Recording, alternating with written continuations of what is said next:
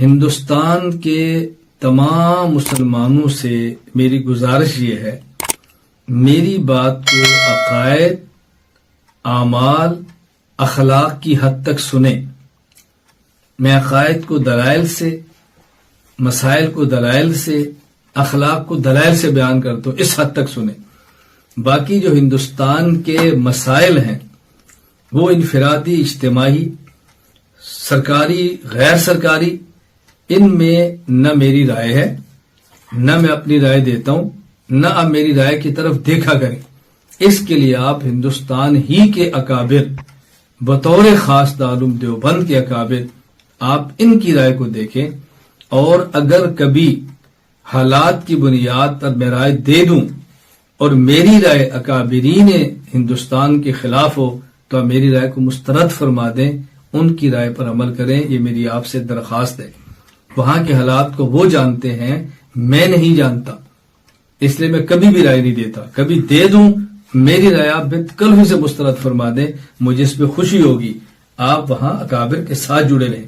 اسی طرح میری گفتگو جو سننے والے اس وقت صرف ہندوستان کے نہیں ہیں، مختلف ممالک کے مجھ سے بیعت رکھنے والے حضرات ہیں، میں ان تمام سے گزارش کرتا ہوں کہ آپ اپنے اپنے ملک میں سیاسی ماحول، سرکاری معاملات، قانونی معاملات اور دیگر آپ کے انفرادی اجتماعی معاملات جو وہاں سے تعلق رکھتے ہیں، آپ وہیں علماء کرام سے پوچھیں اور ان کی ہدایت پر عمل کریں۔ ہاں، عقائد ایک ایسی چیز ہے، وہ دنیا میں ایک ہے، بدلتے نہیں ہیں، وہ نہیں بدلتے۔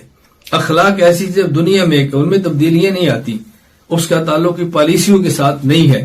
اللہ تعالیٰ مجھے اور آپ سب کو بات سمجھنے کی توفیق عطا۔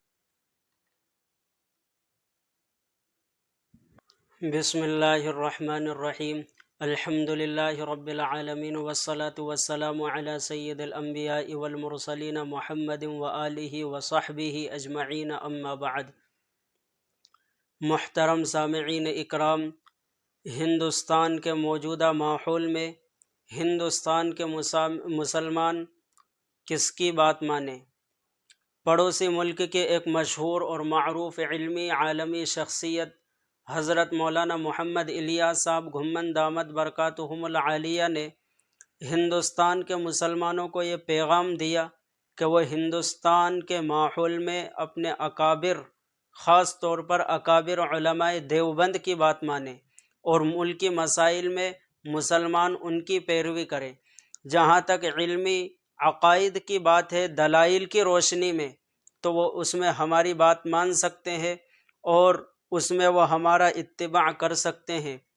اس لیے انہوں نے یہ کھلا پیغام دیا کہ اگر ہندوستان کے مسلمان جو ہم سے وابستہ ہیں، ہم سے تعلق رکھتے ہیں، ہمارے شاگرد ہیں یا ہم سے بیت ہیں، اگر وہ ملکی مسائل میں اپنے علماء کی بات مانیں گے، اکابر علماء دیوبند کی بات مانیں گے، تو اس سے ہم کو خوشی ہوگی۔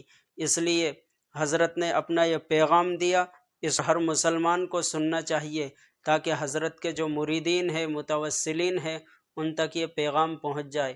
دوسری بات یہ کہ بریلوی مکتبہ فکر کے ایک مشہور اور معروف عالم دین حضرت مولانا مفتی محمد سلمان ازہری صاحب دامت برکاتہم العالیہ نے ایک بیان دیا جسے اشتعال انگیز بتا کر اور جسے بھڑکاؤ اور نفرتی بیان بتا کر کے ان کے خلاف مقدمہ دائر کیا گیا اور ان کو اریسٹ کر لیا گیا۔ اس لیے ان کے لیے دعا فرمائے، تمام امت دعا کرے، پورے مسلمان دعا کرے۔ ظاہر بات ہے کہ پوری امت ایک امت ہے، اگر کسی ایک مسلمان کا مسئلہ ہے وہ پوری امت کا مسئلہ ہے۔ نبی اکرم صلی اللہ علیہ وسلم نے فرمایا، من لم یہتم بامر المسلمین فلیس منا، جو مسلمانوں کے معاملات میں، مسلمانوں کے مسائل میں دلچسپی نہ لے وہ ہم میں سے نہیں۔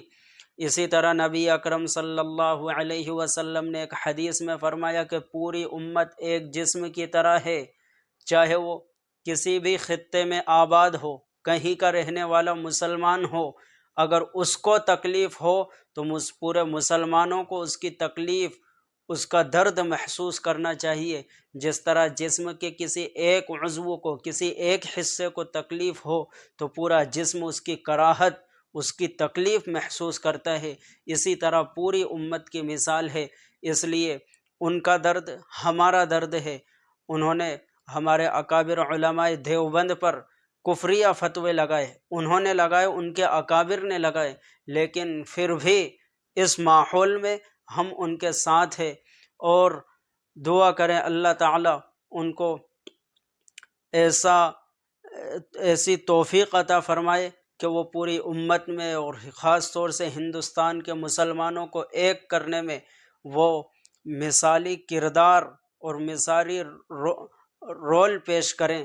اللہ تعالیٰ انہیں اس کی توفیق عطا فرمائے اور ہندوستان کے مسلمانوں کو اور پوری دنیا کے مسلمانوں کو ظلم سے، ستم سے اور ہر شرور و فتن سے محفوظ رکھے۔ آمین۔ وآخر دعوانا ان الحمد للہ رب العالمین۔